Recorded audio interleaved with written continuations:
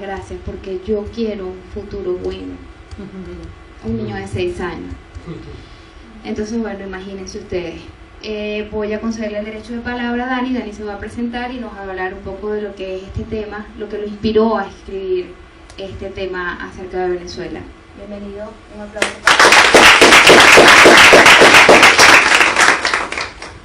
Bueno, primero que todo, buenas tardes. Quiero agradecer por la invitación y aunado a esto quiero acotar algo a lo que dijeron cada uno de mis compañeros de panel hoy. Lo primero es que me recuerda la Colonia Tovar, la bienvenida que le dimos a los venezolanos, a los extranjeros en Venezuela.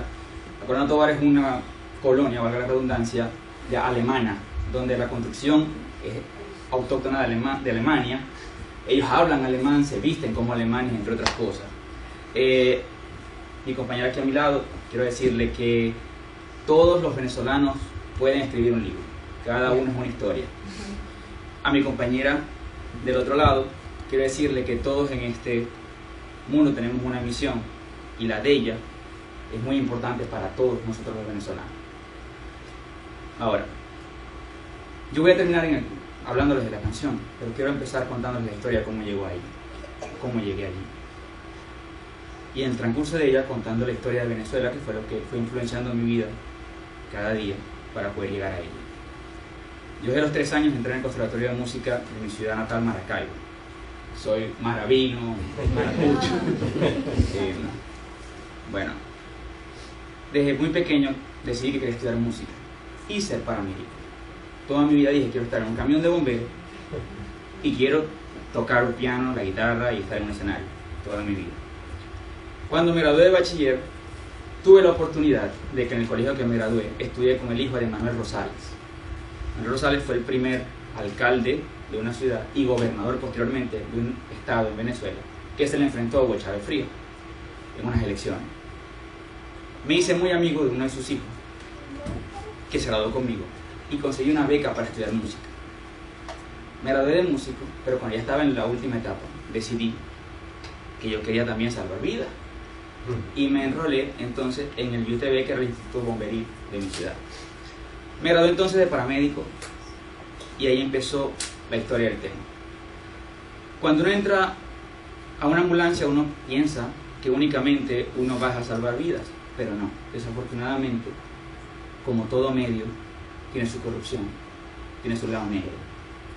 En las ambulancias de Venezuela, una de las cosas perjudiciales para las que se usa es para trasladar drogas. Y eso no lo detiene nadie, ni la policía. Siempre el gobierno está inmiscuido. Y lastimosamente, quienes estamos adentro, tenemos literalmente una condena, una amenaza de muerte para nosotros y nuestros familiares.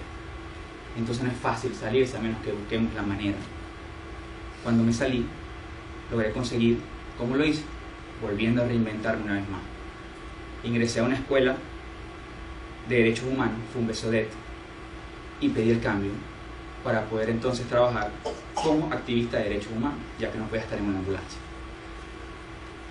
Lo conseguí, pero lastimosamente en Venezuela todo está politizado, absolutamente todo.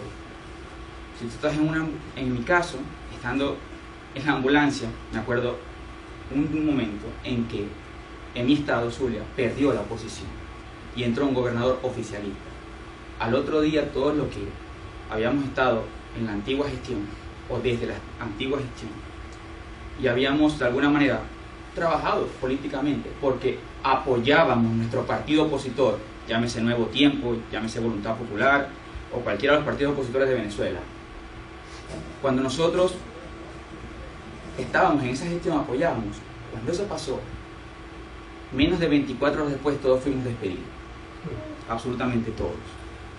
Afortunadamente mi mamá siempre ha sido periodista y trabajaba en la gobernación, en el departamento de prensa de la gobernación de Icol, y hizo mucho para que al otro día volver a entrar, pero esa fue una pesadilla a partir de ese momento. Por ponerle un solo ejemplo, yo fui una de las primeras ambulancias que fue enviada a la frontera con Colombia cuando enviaron las tanquetas amenazando de guerra. Hace como que con 5 años fue eso. ¿Qué hacía yo, un paramédico al lado de un militar? Al frente.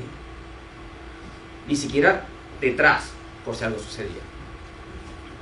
Después de eso, me acuerdo que nos trancaban el sueldo a veces. Nos duplicaban las guardias de 12 horas a 24. Nos ponían en una guardia de prevención política, de un juego de fútbol, de una parrillada de políticos que estaban en el poder en mi ciudad. Eso es uno de los casos, entre muchos otros. Pero estando en los derechos humanos, dije, aquí sí voy a hacer la diferencia. Fue lo mismo. La franela era roja, la gorra era roja. No más se podía hablar con el defensor público que era del gobierno. Y cada vez que uno veía, por ejemplo, una represión de un policía en una fila larga en un supermercado para adquirir los productos de canasta básica a un precio accesible, entre comillas, en ese tiempo, era lo mismo. Me decían hasta dónde podía hablar. Un buen día me reuní con un compañero y dije, no me interesa que nos escuchen. Y decidimos volteárnosle a nuestro jefe. Al otro día, a él lo atropellan, una patrulla, bajan y lo rematan, y en el informe final salió que él venía de robar y iba en una persecución.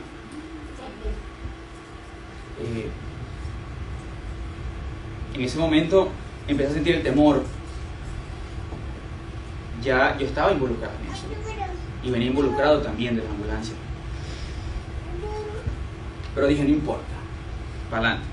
Pero salió algo que me volvió a dar mucha fuerza, o la que necesitaba: la resistencia venezolana. Nosotros hacemos mucho, todos los que estamos aquí y todos los que no están acá también, pero estamos vivos. Ellos han muerto, nosotros no hemos muerto por el país. Mal que bien, hay un límite para nosotros en cuanto a lo que estamos dispuestos a dar. En cambio, esas personas renunciaron a su familia, a su trabajo, a sus aspiraciones y se fueron. Y yo no sé, pero yo no los pienso olvidar. Un buen día decido dejar todo esto y montar entonces un negocio particular, y fue una pastelería. En Venezuela se comen muchos pastelitos y pequeños en mi ciudad. Y con lo que ganaba, dije, bueno, mi manera de ayudar va a ser lo que a mí más me apasiona como hobby, que son los animales. Monté un mini refugio, buscamos una casa con bastante patio, mi esposa y yo, y empezamos a rescatar, y en menos de un mes teníamos más de 15 perros atropellados, enfermos, abandonados. Por ponerle dos historias, Próspero Ptolomeo es uno. Ese perro lo rescatamos un día que el 6CPC estaba, que es la policía judicial de Venezuela, arrestando a alguien, y lo iba a arrestar porque tenía una orden de captura debido a violación, actos lascivos. Y el perrito estaba en un temor horrible, las patrullas, las pistolas, los gritos. El dueño se incendió, o sea, se echó gasolina y se prendió en fuego. Yo agarré el perrito y lo llevé. Una vez me llamó otro ejemplo, me llamó un vecino y me dice, mira, vecino, en Venezuela no es como acá, aquí nos conocemos todos 20 cuadras a la redonda. Es más, llega el correo y toca, y el vecino dice, ¿a quién buscas? No, a Dani. No, oye, ¿qué día? Mira, pero no llega a las 6 porque está trabajando y después va a pasar por su mercado. Entonces en Venezuela es distinto, no es como aquí. Es la idiosincrasia de la cual nos referimos cada uno de los panelistas que hemos intervenido, y hablamos acerca de la diferencia social en Venezuela. Bueno, desde este punto, porque el racismo no existe en Venezuela, el racismo no existe en ningún lado de Venezuela. Bueno, continúo. Entonces me dice, vecino, mira, tú sabes, tengo una vecina que necesita una ayuda con una ambulancia para un traslado. A lo que voy, la señora me está explicando, digo, yo tengo unos contactos en las ambulancias que te pueden ayudar a hacer ese traslado de un centro hospitalario a otro. En eso hay un perrito atropellado, arrastrando las patas atrás, con úlceras debido a ello. Pero yo no lo veo porque yo veo que es que la gente me está... Ustedes saben cuando estamos hablando, pero el que está hablando con usted mira para allá. Entonces yo hago así y veo al perro y sale y dice, no te preocupes, ¡chu, fuera! Yo, ¿cómo? Le dije al vecino, llama a mi esposa por favor que no me vaya a este perro por la casa. Señora, su familia va a tener que esperar. Y aquí voy a caer en la verdadera razón de esto. Todos hablan de lo mismo, pero Venezuela necesita un cambio de educación. Todos hablan de lo mismo. Si es verdad, todo es importante. En Venezuela tenemos una hiperinflación económica de 2.668.679%, una locura. En Venezuela se requiere 151 sueldos mínimos para cubrir la cesta básica alimentaria en una familia de 3 personas. 151 sueldos mínimos. ¿Cuántos días son en Estados Unidos? Si aquí le dijeran a un americano que tiene que producir 151 sueldos mínimos, ¿no? Río para no llorar. El 87% de la población es pobre y el 61% vive en la miseria. Come una vez al día, lo que come no es nutritivo. Come arroz o topocho, que es plátano, o maduro, no sé cómo lo llaman ustedes. Maduro.